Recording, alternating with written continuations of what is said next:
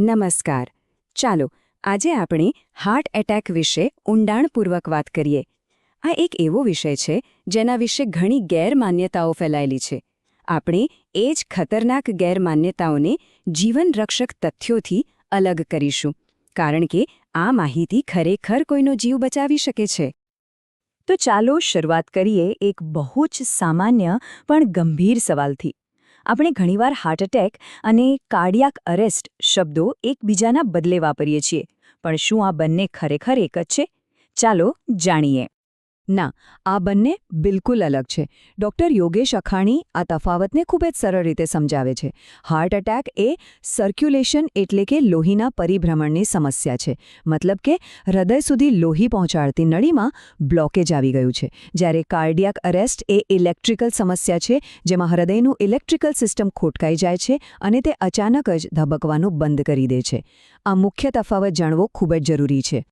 ચાલો હવે એવી કેટલીક માન્યતાઓ પર નજર કરીએ જે આપણે વર્ષોથી સાચી માનતા આવ્યા છીએ, પણ હકીકત એનાથી સાવ જુદી છે. સૌથી પહેલી અને સૌથી મોટી ગેરમાન્યતા જેની ડૉક્ટર યોગેશ અખાણી વાત કરે છે એ છે કે હૃદયરોગ તો ફક્ત પુરુષોને જ થાય. પણ આ વાત તદ્દન ખોટી છે. હકીકત એ છે કે આ રોગ સ્ત્રીઓ માટે પણ એટલો જ જીવલેણ છે. આંકડા તો ત્યાં સુધી કહે છે કે સ્તન કેન્સર કરતાં પણ બમણી સ્ત્રીઓ કોરોનરી હૃદયરોગથી મૃત્યુ પામે છે. અને આ વાત એટલા માટે પણ જાણવી જરૂરી છે કારણ કે સ્ત્રીઓ અને પુરુષોમાં હાર્ટ એટેકના લક્ષણોમાં પણ ફરક હોઈ શકે છે. હા, છાતીમાં દુખાવો બંનેમાં સામાન્ય છે, પણ સ્ત્રીઓમાં ઘણીવાર અપચો થવો, ખૂબ જ થાક લાગવો કે પીઠના ઉપરના ભાગમાં દુખાવો થવા જેવા ઓછા સ્પષ્ટ લક્ષણો જોવા મળે છે, જેને ઘણીવાર અવગણવામાં આવે છે. આપણે ઘણીવાર સાંભળીએ છીએ, અરે એ તો માઇનર એટેક હતો, પણ શું ખરેખર એવું કંઈ હોય છે? તબીબી રીતે ના. ડૉક્ટર યોગેશ અખાણી સમજાવે છે કે દરેક હાર્ટ એટેક ગંભીર છે. તે એ વાતનો સંકેત છે કે વ્યક્તિને હૃદયની બીમારી છે અને તે ભવિષ્યમાં બીજા વધુ મોટા હુમલાનું જોખમ ઊભું કરે છે. એક બીજી બહુ મોટી ગેરસમજ છે કે જો કોઈ ફિટ અને પાતળું હોય તો એમને તો હૃદયરોગનો કોઈ જોખમ જ નથી. જો તંદુરસ્ત જીવનશૈલી ચોક્કસપણે મદદ કરે છે, એમાં કોઈ શંકા નથી, પણ એ કોઈ ગેરંટી નથી. જેનેટિક્સ એટલે કે આનુવંશિક કારણો પણ બહુ મોટો ભાગ ભજવે છે. અને હા, પેલી સોશિયલ મીડિયા પર ફરતી વાત કે હાર્ટ એટેક આવે તો જોરજોરથી ખાસવા માંડો, આ વાતમાં કેટલું સત્ય છે? બિલકુલ નહીં. આ એકદમ પાયાવિહોણી અને જોખમી સલાહ છે. જો કોઈને હાર્ટ એટેકના લક્ષણો જણાય તો ખાસવાને બદલે તાત્કાલિક મદદ માટે ફોન કરવો જોઈએ. તો આ બધી ગેરમાન્યતાઓ તોડી નાખ્યા પછી હવે એ સમજીએ કે હાર્ટ એટેકનું અસલી કારણ શું છે. આપણી ધમનીઓની અંદર એવું તો શું થાય છે જે આટલી મોટી સમસ્યા ઊભી કરે છે? મોટાભાગના કેસમાં વિલન છે એથેરોસ્ક્લેરોસિસ. આ એક એવી પ્રક્રિયા છે જેમાં ચરબી, કોલેસ્ટ્રોલ અને બીજા પદાર્થો આપણી ધમનીઓની દિવાલો પર જમા થવા લાગે છે.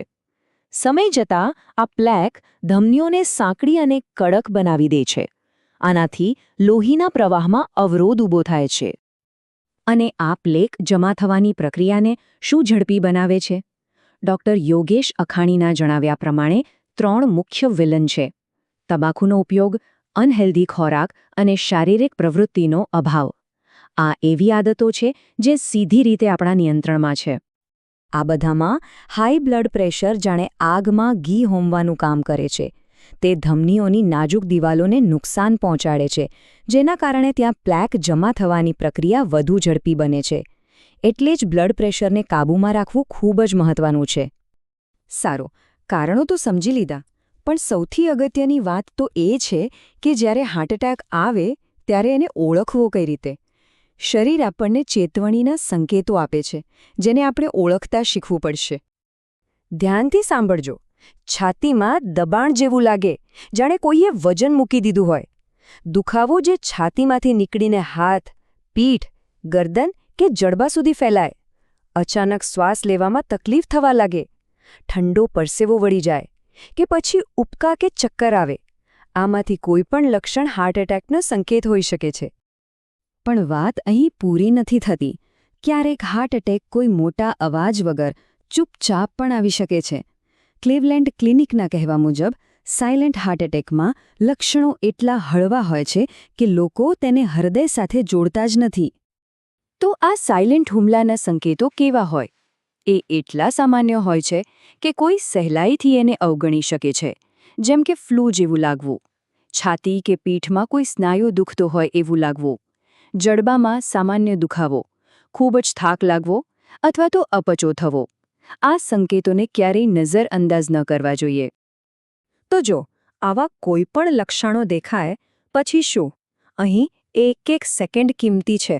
યોગ્ય સમયે લીધેલા સાચા પગલાં કોઈનો જીવ બચાવી શકે છે. આવી પરિસ્થિતિમાં શું કરવું એ માટે ડૉક્ટર યોગેશ અખાણી 4 ખૂબ જ મહત્વના પગલાં સૂચવે છે. સૌથી પહેલું અને સૌથી જરૂરી, એક ક્ષણનો પણ વિલંબ કર્યા વગર ઇમરજન્સી નંબર પર ફોન કરો. બીજું, જે વ્યક્તિને તકલીફ છે તેને આરામથી બેસાડો. ત્રીજું, એમના કપડાં જો ટાઈટ હોય તો ઢીલા કરી દો. અને ચોથું, જો ડૉક્ટરે તેમને છાતીના દુખાવાની કોઈ દવા જેમ કે નાઇટ્રોગ્લિસરીન આપી હોય તો તે લેવામાં મદદ કરો.